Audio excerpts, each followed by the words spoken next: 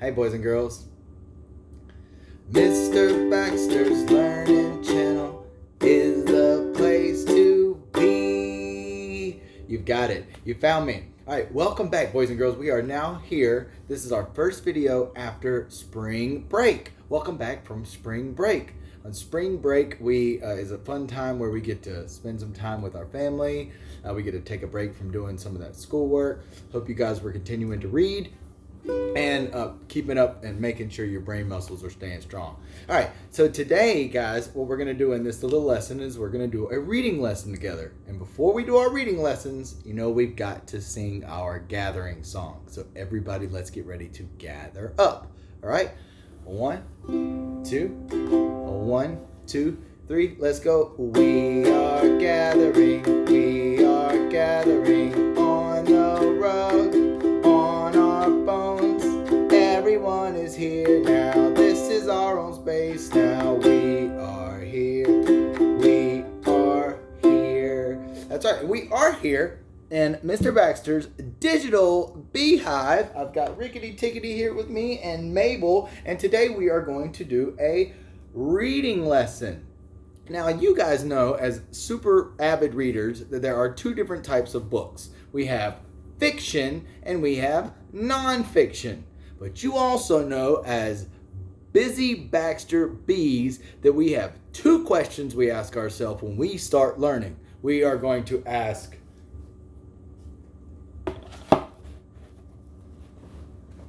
where are we going? Just make sure you guys can see that. We're going to ask, where are we going? And where we are going today is I will look at pictures and words in my book. Now we figure out where we're going, and we want to ask, how do we get there? We know where we're going, and we got to figure out how we're going to get there. We're going to look at our pictures and words in our books so that I can tell if a book is fiction or nonfiction. All right, so we're going to be looking at pictures and words in book to figure out if those books are fiction or nonfiction. You're exactly right. So let's take our learning target and success criteria away, so that shows us how to be successful. And then here, guys, I have a big chart made for you. We know that our books, so this chart's going to help us answer the question, is my book fiction or nonfiction? Well, the two different types of books we have are fiction and nonfiction. Let's look at some of the different ways that we can tell if a book is fiction or nonfiction. One, a fiction book will tell us a story. A fiction book also has things like talking animals. Fiction books have drawings for pictures or illustrations. And fiction books are often silly or cannot really happen, especially if we have those talking animals. And so now let's take a look at some of the things that make a book nonfiction. So nonfiction books are going to teach about something. So a nonfiction book might teach us about a sport or a place or just any kind of a topic. Another thing nonfiction books do is they tell facts. Now, facts is information that is true about a topic. Another way we can tell if a book is nonfiction is if it has real pictures or photographs, like taken from a camera. And the next way we can tell if it's a nonfiction book is it will tell a true story. Some nonfiction books are going to be history books, and they're going to tell about things that really happened. So here's one more quick look at the fiction or nonfiction book chart. And then we're going to take a look at some books together, guys. Rickety Tickety has a collection of books for us today. So we're going to look at this book, Baby Animals, and this book, A Pet for Pete. Now, one of these books is fiction and one of these books is nonfiction. If I look at my fiction or nonfiction book chart, take a look. Fiction or nonfiction? Fiction books tells a story. Fiction books have talking animals. Oh, so we know Pete the cat is a talking animal. That's starting to look a little bit more like a fiction book to me. Over here, nonfiction books teaches about something. Well, this one looks like it would be teaching us about baby animals. And then telling facts. Let's see if I can find a fact in here. A baby crocodile begins life inside of an egg. That is a fact about a crocodile. Then we have real photographs or pictures for our nonfiction. Now, one of these has a drawing of a cat, and the other is pictures of kitties. That's right. This one has the real pictures. So is this one No.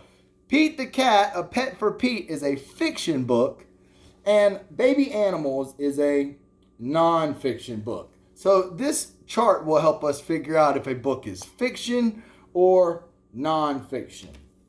Great job. So, like I said, we just got done with spring break. And since we're focusing on fiction or nonfiction books, I'm going to show you guys how to read a nonfiction book about our seasons. Spring is one of our 4 seasons of the year. I wore my nice springy sailboat shirt because it makes me think of spring. Now in spring we have some of our holidays like Easter.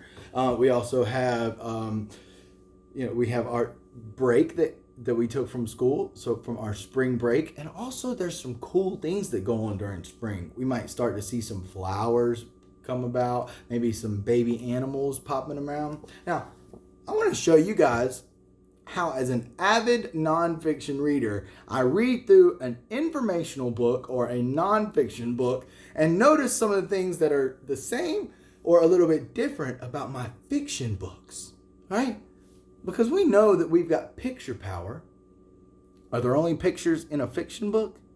No, I see pictures here, but it's those real pictures, those photographs. Are there words in a nonfiction book? Yeah, there got to be words in a nonfiction book because that's going to tell us those facts. And there has to be words so that it'll teach you something. Now, am I going to forget the pointer power? Am I going to forget to make that pictures and the words match so that it makes sense? Goodness no, because we are still asking ourselves 3 questions while we're reading. Does it look right? Does it sound right? And does it make sense? So let's read together Seasons of the Year by Delphine Kalinowski. That's our author. All right, seasons of the year. There are 4 seasons in the year. All right, that's a fact about our seasons. How many seasons are there? 4. You're right. In the spring, spring like spring break. In the spring, we see new leaves. That's something I learned about the spring right there. In the summer, we go to the beach. In the fall, we rake leaves. In the winter, we make a snowman. Then it is spring again. So wait a minute.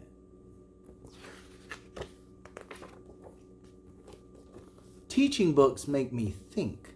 It made me think how it started out with spring, then it went to summer, then it went to fall, and then it went to winter, and after winter it came back to spring again. So it taught me that the seasons go in a cycle. You're exactly right, like our water cycle or our rock cycle. All right, and in our nonfiction books, another good way to figure out if these books are nonfiction is if they have a words to know page. Sometimes we may call this our glossary, all right?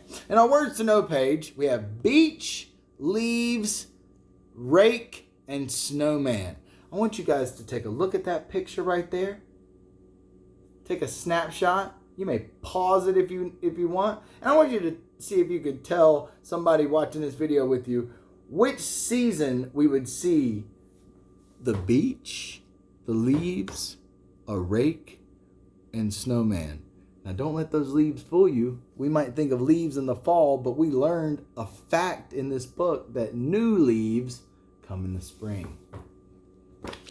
So that is how to take a close look at reading a nonfiction informational book about our seasons of the year. Remember, nonfiction books are going to have real photographs and teach you something, telling you facts.